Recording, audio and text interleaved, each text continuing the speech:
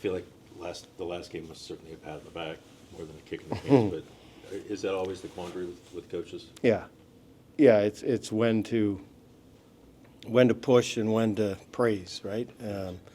And yeah, but it's So to answer the question, it's not unique right now. We do it all year. We try to decide in our video presentation, is it a negative, right? It's always teaching, but is it a negative teaching tone or is it a positive teaching tone? And then you try to, at this point in the year, you certainly hope you recognize when your team responds to which way, right? Yeah. And or individuals. And I think that's what the whole season's about, is learning not only your team, but learning the individual and which guys you can bring in and yell at, and they'll respond, and which guys you need to bring in and give a pat on the back and they'll respond, because everybody's different, right? And I've said this before, you don't treat everybody the same as far as how you handle them, but you treat everybody fairly. And how that goes about, that's our job as coaches to evaluate and hopefully make the right decision and push the right buttons individually and then, again, as a team. Can you say how tough a time of the year this is to bring somebody in from a long injury? Like, you've got some guys who maybe, Sillinger hasn't been out that long, but Gudbranson has, Monahan has. Just how hard it is to get up on top of that. I guess I'd say that it depends on the individual. I think some guys can come back right away. Some guys need to get back into game shape. But I can tell you this, that I know that our medical staff, our doctors, our trainers, our strength guys, and then ultimately our coaches do a fantastic job of getting them, whoever it is and how long they've been out, in a position to play. And it might take some guys a couple of games. It might take 0 games. It might take a shift. But I think we do a really good job of that. But we were just saying today how many bodies were on the ice, and Elvis was like, "Was it just me, or was there a lot of work in the first?" Because normally, we go pace for 15, 20 minutes, and then we teach. But I said just the volume of people out there. Yeah. Gave a little more work, but he could use it. Speaking of that, with guys coming back off long-term injuries and kind of taking some time to get back, Chinnikov, did you like his game last game? Did you think that was his best? I'll be honest with you. I liked everybody's game. Listen, we just went over the game again, obviously, and we had 24 shots in the third period, right? I mean, so everybody was pulling in the right direction. We did the right things. We got a really crappy bounce, we liked everybody. Everybody pushed. Everybody did the right things. Nobody was on their own page, so Chinny included. Dean, you had Sean Monahan out there with the group today.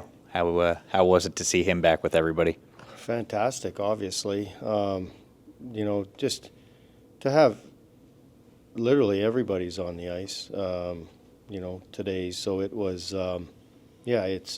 it's great. And I think if you watch practice, you saw the energy, you saw the excitement of everybody, and certainly having Monty out there as not only a player but a leader and a person, and how he conducts himself, it's nothing but positive.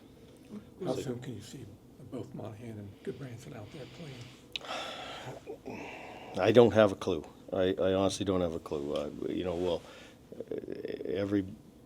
All three will be, monitored. Obviously, we'll talk to them daily and try to figure out the right time. And again, I've spoke to you guys about this before. It's ultimately the player's decision once he's cleared and into where we and he feels that he's ready to go conditioning wise, then we'll have no problem putting any of the three right into the lineup.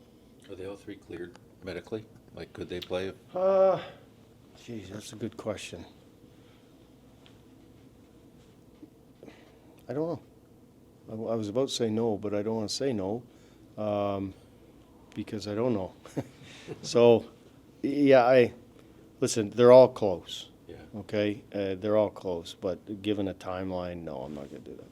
You mentioned Gudbranson possibly playing this week. Is that still Yep. your thought? Yeah. Yeah, all three are a possibility. Is your understanding that when Monahan had the wrist surgery, your understanding that when he comes back, he's going to be full go, face-offs, the whole, even things that put big stress on wrists, or?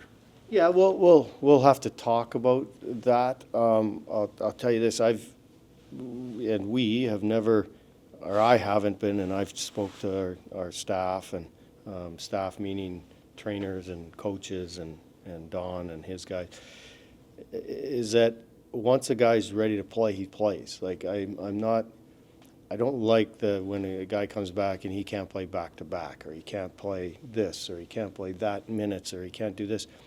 If he's ready to go, then he's ready to go.